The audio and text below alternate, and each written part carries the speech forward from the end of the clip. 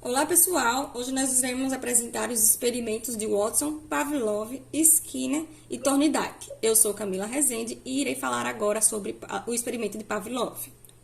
O que foi que Pavlov fez? Foi um condicionamento respondente. Ele verificou que os cães salivavam ao cheiro ou à vista da comida. Cada vez que a comida era apresentada, ao mesmo tempo soava uma campainha. O animal foi condicionado a salivar ao som da campainha. Surge assim o reforço, não só como elemento imprescindível na aprendizagem, como também na sua manutenção ao longo do tempo. No próximo slide, vou mostrar aqui a vocês como foi feito o experimento. Primeiro foi colocada a comida como um estímulo incondicional e a resposta vinha a salivação. Depois o sino como estímulo neutro, o cão não salivava. Depois colocou a junção sino e comida. A resposta foi salivação. Uma resposta incondicional, onde a partir de vários testes, somente o sino, como um estímulo condicionado, gerava salivação como resposta condicionada. O Watson, ele fez um experimento, meu nome é Dayana, vou falar sobre o experimento de Watson. O Watson ele fez um experimento sobre condicionamento pavloviano e emoções. E o caso ficou conhecido como o caso do pequeno Albert. Né? Já que no condicionamento pavloviano, foi detectado que os organismos, eles aprendiam realmente novos reflexos. Né? O Watson ele queria saber se eles também podiam aprender a emitir respostas emocionais na presença de novos estímulos. Então, o Watson tinha como objetivo verificar se o condicionamento pavloviano teria utilidade para o estudo do comportamento emocional, ou seja, ele queria verificar se por meio do condicionamento pavloviano, um ser humano, que no caso do experimento dele foi um bebê de aproximadamente 10 meses, que era chamado de Albert, poderia aprender a ter medo de algo que não tinha antes. Então, dentro do primeiro passo de Watson foi identificar dentro do repertório comportamental do bebê um reflexo inato, ou seja, um reflexo que o bebê já nascia com ele. E ele detectou que era o som estridente, né, que era o estímulo e acabava eliciando um susto ou medo, que era a resposta inata, um reflexo inato. Então, o Watson ele posicionou próximo à cabeça do bebê uma haste de metal e ele bateu nessa haste de metal com um martelo, produzindo barulho alto e estridente. Ele repetiu esse mesmo gesto, essa mesma martelada e observou respostas bem parecidas, concluindo que o estímulo barulho estridente é incondicionado para as respostas incondicionadas de medo. No segundo passo, o Watson colocou próximo à criança um rato albino, que era o estímulo até então neutro, e novamente ele foi anotando as respostas do bebê. Ele observou que o bebê ele olhava para o animal por alguns instantes e tentava pegá-lo, tocá-lo. O Watson concluiu que Albert não tinha medo do ratinho. Depois, o experimentador fez o emparelhamento do estímulo incondicionado, que era o som estridente, com o estímulo neutro, que era o rato, para a resposta de medo. E aí, depois do emparelhamento, ele percebeu que o estímulo neutro, até então, o rato, ele passou a ser um estímulo condicionado. E ele, sozinho, ele gerava já uma resposta condicionada de medo. E outro ponto importante do experimento foi a generalização respondente. O que significa isso? No experimento de Watson, com o pequeno Albert, foi verificada essa generalização. Ou seja, após o condicionamento da resposta de medo, iniciada pelo rato, o Watson colocou próximo ao bebê alguns estímulos que tinham algumas características físicas parecidas com o rato. E ele percebeu que estímulos como barba branca, como um animal de pelúcia branco, cachorro branco, que se pareciam com o estímulo condicionado utilizado no experimento dele, passaram também a eliciar a resposta de medo. Então, o ratinho ele era o estímulo condicionado, o bebê apresentava a resposta condicionada de medo e, ao ser colocado em contato com qualquer outro desses elementos que tinham características físicas parecidas, também era gerada a resposta de medo, como representa aqui nessa imagem.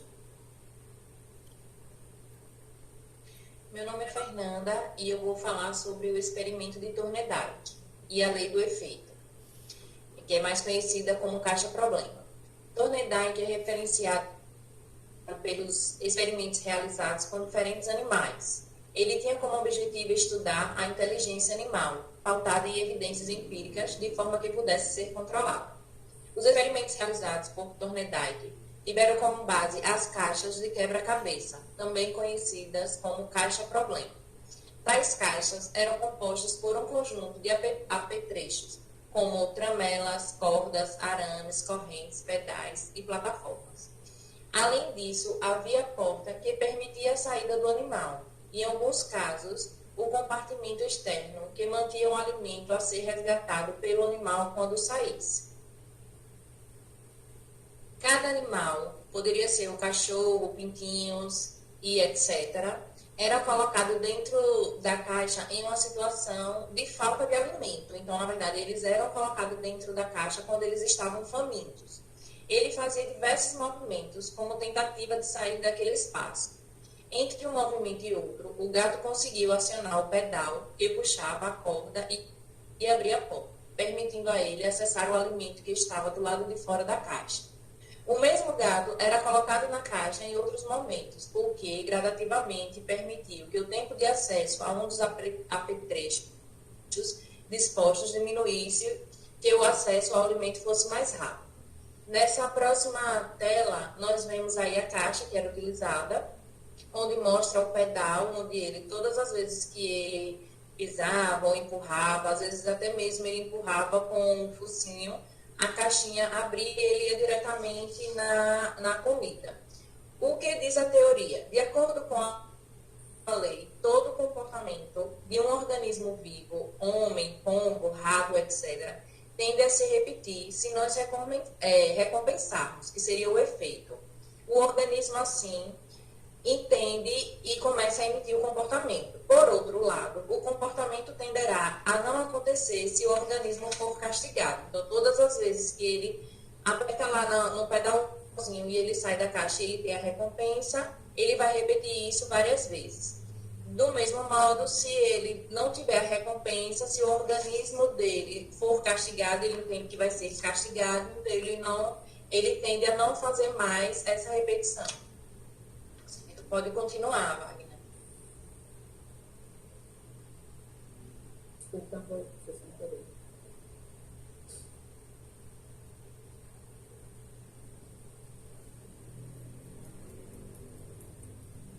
Wagner, seu microfone está desligado. Então, gente, meu nome é Wagner, eu venho aí falar sobre o Skinner, né? O Skinner, ele vem aí retomando os estudos do Pavlov e do Thorndike, só que ele vem com um estudo mais aprofundado, né? Ampliando e construindo um outro tipo de caixa, que essa caixa foi chamada de caixa de Skinner, né? Porque o Skinner, ele tinha um aspecto importante, porque ele gostava do uso de criações inovadoras, né?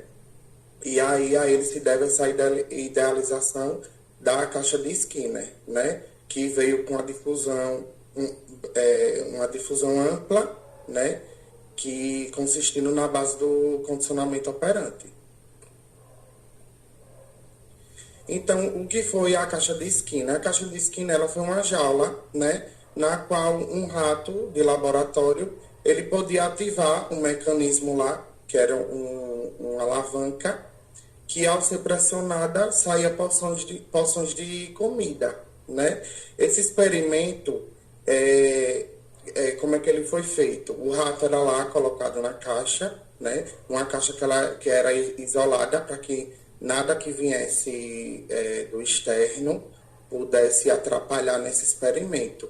E aí o rato ia lá, acionava essa alavanca, e toda vez que essa alavanca era pressionada, saía a porção de comida.